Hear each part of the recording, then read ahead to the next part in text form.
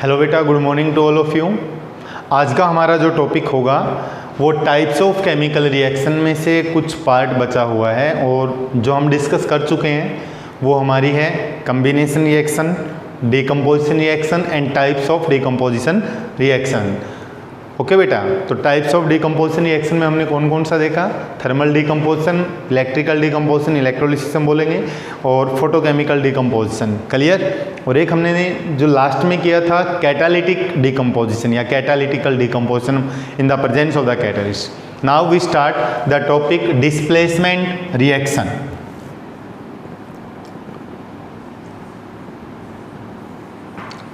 Displacement reaction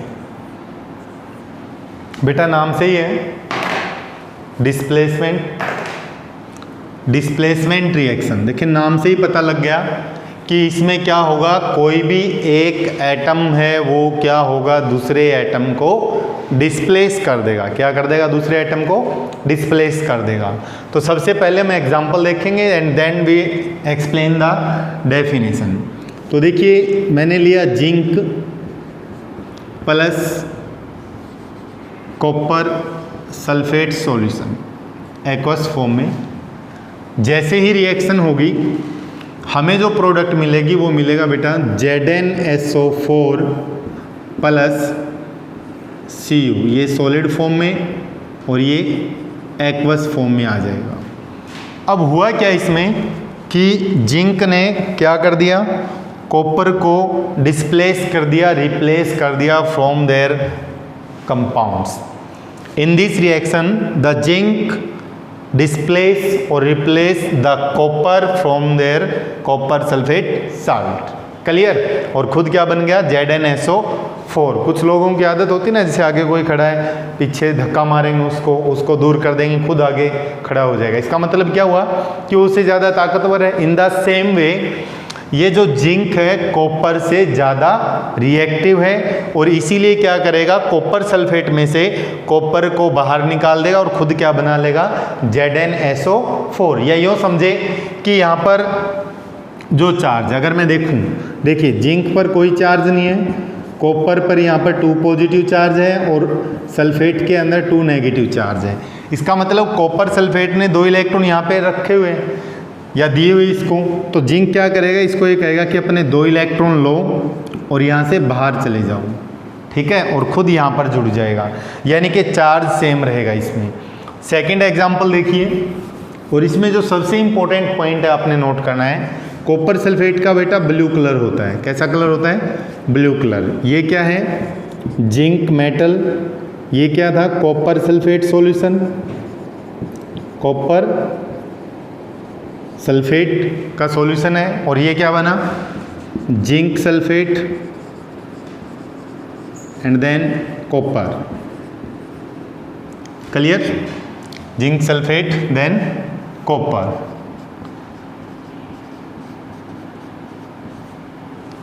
अब देखिए zinc ने कॉपर को बाहर निकाला और खुद क्या बना लिया, जिंक सल्फेट, देन कॉपर बाहर निकल गया। तो सेकंड एग्जांपल की मैं अगर बात करूं, यहाँ पे Fe प्लस CuSO4 एक्वस क्या देगा, FeSO4 प्लस Cu। ये सॉलिड और ये एक्वस। आयरन कॉपर सल्फेट, ये फेरस सल्फेट है, फेरस। ओके, तो इसका जो कलर है वो तो बेटा ब्लू रहेगा कॉपर सल्फेट का, और ये जो कलर है ग्रीन में कन्वर्ट हो जाएगा यहाँ पर, ये यानी कि जो ब्लू कलर से क्या कौन सा आ गया, ग्रीन कलर। बात करें जिंक सल्फेट के कलर की, तो ये कौन सा है, वाइट कलर में है। किसमें है ये? वाइट कलर के अंदर है ये। क्लियर?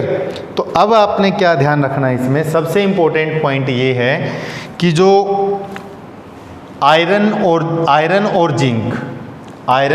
जिंक है, दोनों ने क्या किया, कॉपर को कॉपर सल्फेट से बाहर निकाल दिया। इसका मतलब ये है कि जिंक और आयरन क्या है, ज़्यादा रिएक्टिव है। किसके कंपैरिजन में बेटा? कॉपर के कंपैरिजन में। क्लियर? तो यहाँ पे हम कह सकते हैं, नोट करके लिखेंगे यहाँ पर, zinc and iron, zinc and Fe is more reactive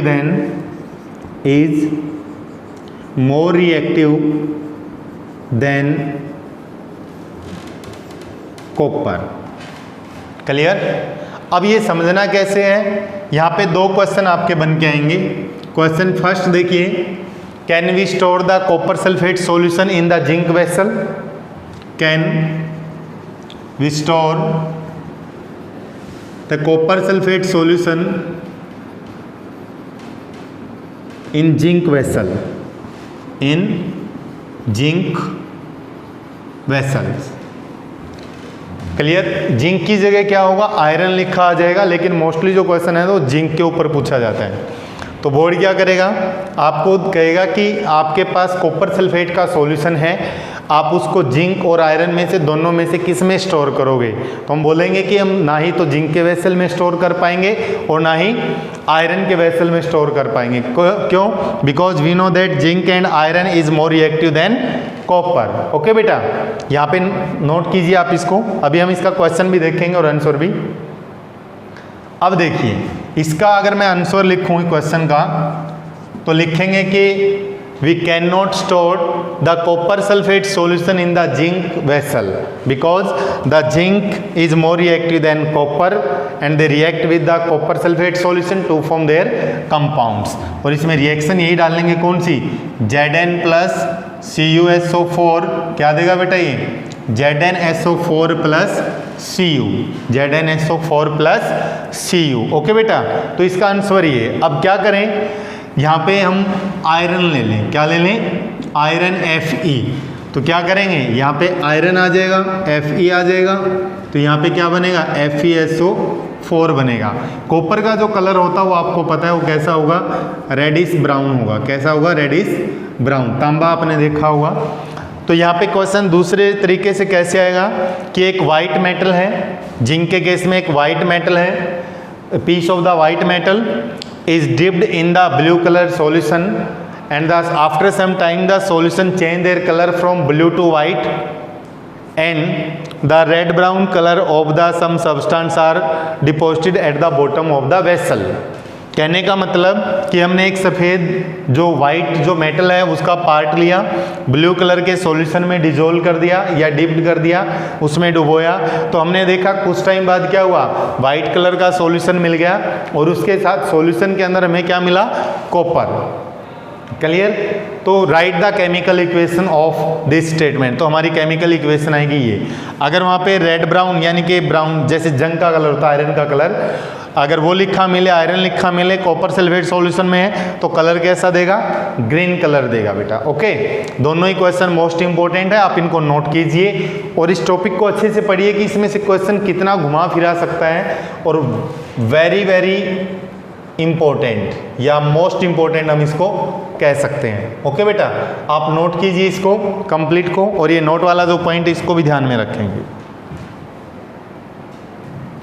अभी देखिए बेटा, ये रिएक्शन हमने देखा। अगर आपको ऐसे क्वेश्चन दिया मिले कि ZnSO4 plus Cu, iron plus FeSO4 plus Cu, complete the reaction. Question देखिए, सेकंड या थर्ड क्वेश्चन, सेकंड क्वेश्चन आपका है complete the reaction, complete the reaction and give their reason, and give their reason. अब reason क्या पूछा इसने, ध्यान दीजिए, स्टेटमेंट को पढ़ना सीखिए। इसने कहा कि complete the reaction and give their reason. इसका मतलब इसने हिंट तो हमें दे ही दिया आंसर का कि ये रिएक्शन तो होगी नहीं, यानी कि कोई न कोई तो गड़बड़ है इस रिएक्शन में। तो हिंट इसने दिया, तो आंसर में हम लिखेंगे नो रिएक्शन। यहां पर भी लिखेंगे नो रिएक्शन और रीजन लिखेंगे यहां पर, वो लिखेंगे कि zinc and iron is more reactive than copper. Okay बेटा, अच्छे से समझना है इसको।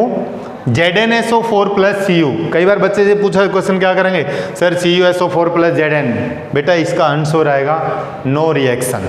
ओके, हाइड्रोजन को भी रिप्लेस नहीं कर सकता हाइड्रोजन, ये कॉपर तो, क्योंकि इलेक्ट्रोकेमिकल सीरीज के अंदर हाइड्रोजन से नीचे होता है कॉपर। क्लियर? सिल्वर वाले कंपाउंड्स में से सिल्वर को बाहर निकाल देगा कॉपर। नोट कीजिए बेटा इसको, मोस्ट इंपॉर्टेंट टॉपिक आपका ये। तो डिस्प्लेसमेंट रिएक्शन हमारी हो चुकी है। अब हम देखेंगे double displacement reaction.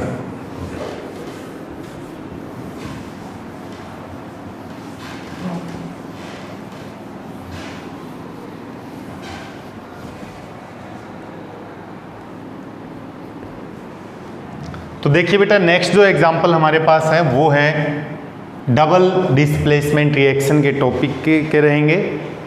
Double displacement reaction को हम डबल रिप्लेसमेंट रिएक्शन भी कहते हैं। क्या कहते हैं? डबल रिप्लेसमेंट रिएक्शन भी कहेंगे इसको।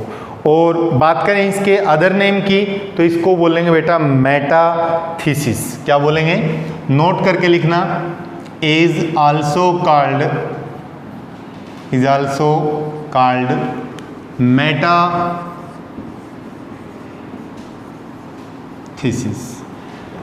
मेटाथीसिस। डबल डिस्प्लेसमेंट को बोलेंगे मेटाथीसिस। ओके, तो नाम नोट कर लेना इसका ये। अब ध्यान दीजिए है क्या, रिएक्शन से पहले यानी कि एग्जाम्पल से पहले हम क्या करेंगे, सॉरी डेफिनेशन से पहले एग्जाम्पल लेके चलेंगे। बिल्कुल simple example, AgNO3 solution form में हम लेंगे,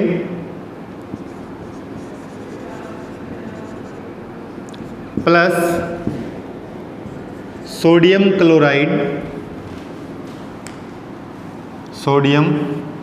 क्लोराइड, ये भी सॉल्यूशन फॉर्म में होगा। नाम क्या है? Silver nitrate. क्या नाम है?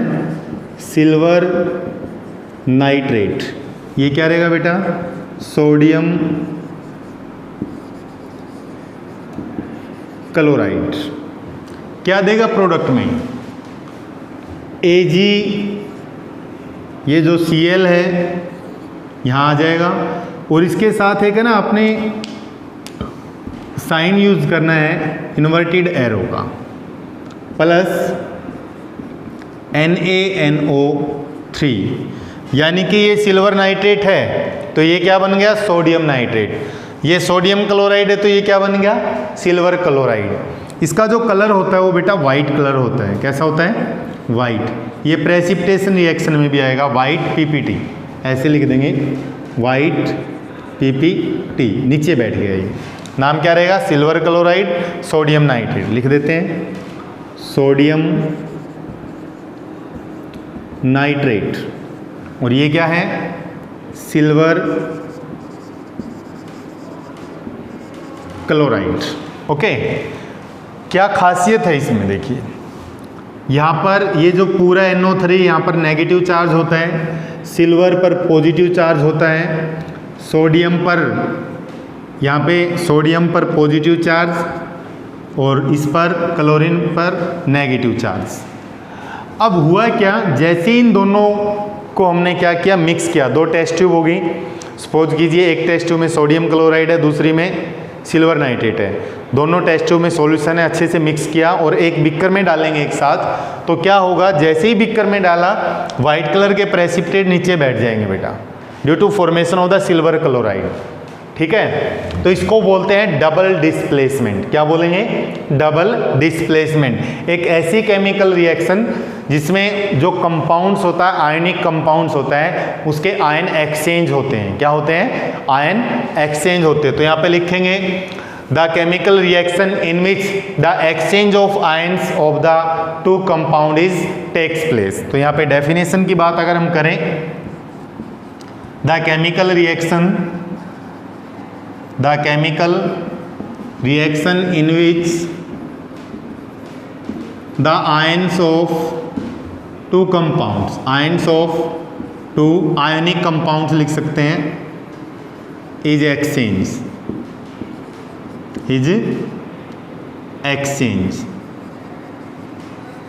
क्लियर? सिंपली कहें कि एक ऐसी रिएक्शन जिसमें दो कंपाउंड्स के आयंस कैटायन का हो या अनायन को आपस में एक्सचेंज हो जाएंगे और वो क्या बना लेते हैं, एक सॉलिड सब्सटेंस बना लेते हैं, उसको बोलते हैं बेटा डबल डिस्प्लेसमेंट रिएक्शन। क्या बोलेंगे, double displacement reaction. Next example देखिए, BaCl2, ये भी एक्वस फॉर्म में ले लेंगे, प्लस या सॉल्यूशन फॉर्म आप बोल दीजिए, सोडियम सल्फेट Na2SO4, ये भी सेम रहेगा। आप सिंपली समझ लो, अब इनको सॉल्यूशन फॉर्म तो लेंगे, सॉलिड में रिएक्शन नहीं करेगा। सॉलिड सिल्वर नाइट्रेट लिया, सॉलिड सोडियम क्लोराइड लिया, नो रिएक्शन। ओके, तो यहाँ पे क्या देगा बेटा ये आपको, BaSO4, ये भी वाइट कलर का बनेगा, वाइट PPT, प्लस 2NaCl। अब third example, BaCl2 plus H2SO4, sulphuric acid हम इसको बोलते हैं, H2SO4 को अगर ये आपस में कंबाइन करेंगे तो भी हमें क्या मिलेगा, BaSO4 plus 2HCl।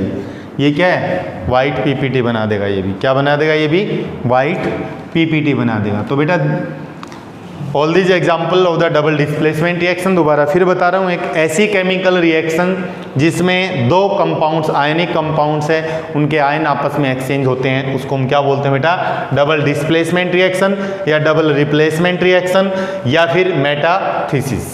Okay, note कीजिए बेटा इसको। अब जो नेक्स्ट टॉपिक हमारा है वो है बेटा प्रेसिपिटेशन रिएक्शन, जिसको हम PPT रिएक्शन भी बोल देंगे। यहाँ पे लिख लेना PPT, प्रेसिपिटेट को PPT से भी रिप्रेजेंट करते हैं, ठीक है, PPT क्लियर। पिपेट में तो बोल लेना प्रेसिपिटेट है, क्या है, प्रेसिपिटेट। तो एग्जाम्पल जो डबल डिस्प्लेसमेंट के एग्जाम्पल है वो आपके प्रेसिपिटेशन रिएक्शन के एग्जाम्पल होंगे, ध्यान रखना। ये जो डबल डिस्प्लेसमेंट रिएक्शन या डबल रिप्लेसमेंट रिएक्शन के जो एग्जाम्पल हैं वो आपके प्रेसिपिटेशन रिएक्शन के एग्जाम्पल होंगे। तो बात करते हैं डेफिनेशन की। सेम डेफिनेशन है, द केमिकल रिएक्शन, ध्यान से सुनिए इधर, the chemical reaction in which the ions of the two compound exchange to form insoluble substance, to form insoluble substance, उसको क्या बोलेंगे, precipitation reaction। The chemical reaction in which the ions of two compounds is exchanged and form insoluble substance, उसको क्या बोलेंगे, double displacement reaction. या फिर लिखेंगे इसको द केमिकल रिएक्शन, या फिर ऐसे लिखेंगे the chemical reaction in which solid insoluble substance, solid insoluble, इतना भी सॉलिड नहीं होता, solid insoluble substance is formed due to exchange of ion, exchange of ions between two compounds, between two compounds लिख सकते हैं, टू कंपाउंड्स। और compounds कौन से हैं, आयोनिक कंपाउंड्स, इसको ऐसे भी लिख सकते हैं, between two ionic compounds.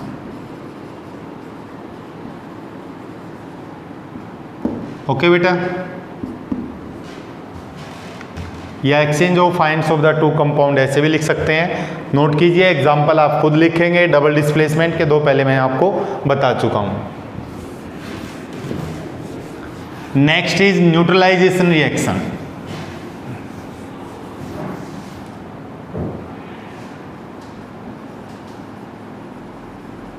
Neutralisation reaction ये एक्सोथर्मिक होती है, ध्यान रखना।